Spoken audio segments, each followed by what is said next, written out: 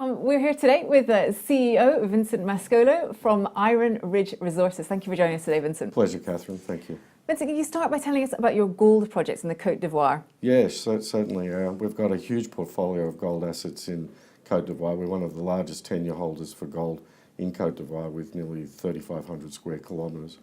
Very exciting projects. Most of them are early stage projects. It's our jurisdiction which we believe will deliver a pipeline of future discoveries in the next 6 to 18 months. However, more recently we just acquired the Zaranu project. This project is huge. It's got a 40-kilometre strike zone.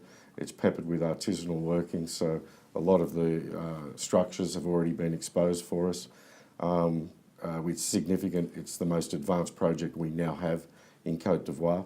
And more importantly, it was really a de-risking strategy for us. We have also a significant project in Chad.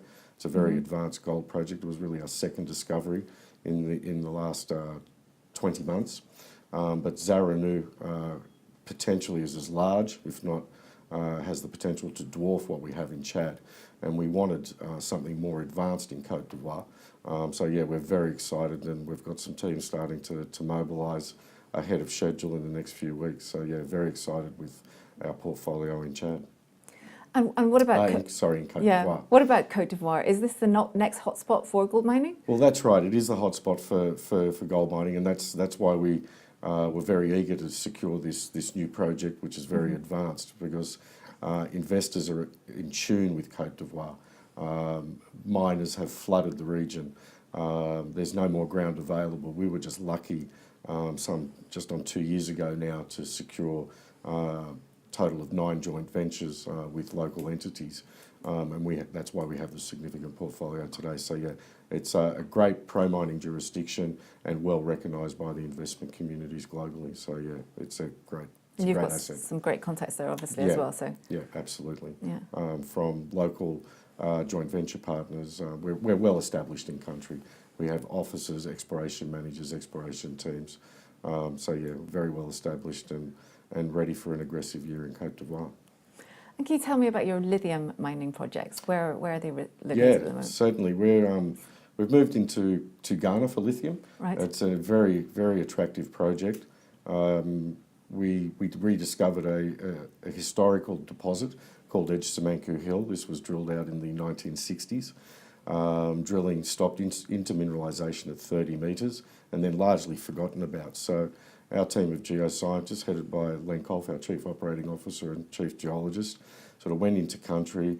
We found the reports, came into London, got additional reports, and then we effectively from scratch made a brand new discovery for lithium.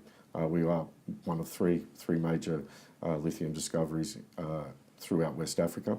However, the fundamental difference with our project is we have high grade. Our drill intersections are significant. We've done about 14,000 metres of drilling. We have a deposit. We're just going through the corporate compliance stuff now. And the proximity to infrastructure is key for us. We are still less than 100 kilometres from the operating port of Takoradi. We are less than 100 kilometres from the capital city, Accra, and we are less than 1 kilometre from the bitumen highway that can take you north to the capital or south to the port. To further complement our operational infrastructure, we have multiple high voltage power lines running adjacent our site. So what does this tell you about Ghana? We have first quartile grades by peer comparison. We have first quartile drill intersections by peer comparison.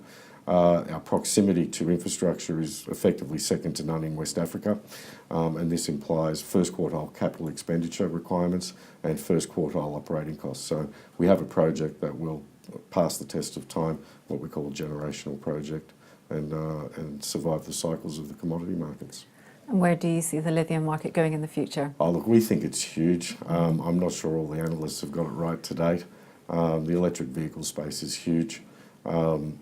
Stored energy space is also huge. I mean, I think there's. I was at a conference in Zurich last week, and a year ago there was 8 gigafactories planned. Today there are another 63 or 68 gigafactories being planned. So yeah, it's definitely the way to go. And I think with the pollution and the green initiatives by most countries throughout Europe, there's going to be sustainable demand in the future. Exactly, it just makes so much more sense to be driving an electric car now. I mean, even in London, I think they want to, in the borough that I live, they want to put up parking charges by 70%, apart from for electric vehicles. So it's just becoming so.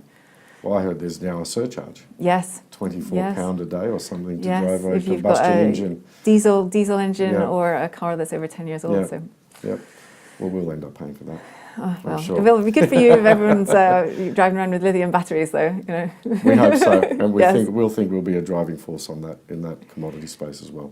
Vincent, thank you very much for joining us today. Pleasure, Catherine. And we'll be back next time on Core London with another CEO interview.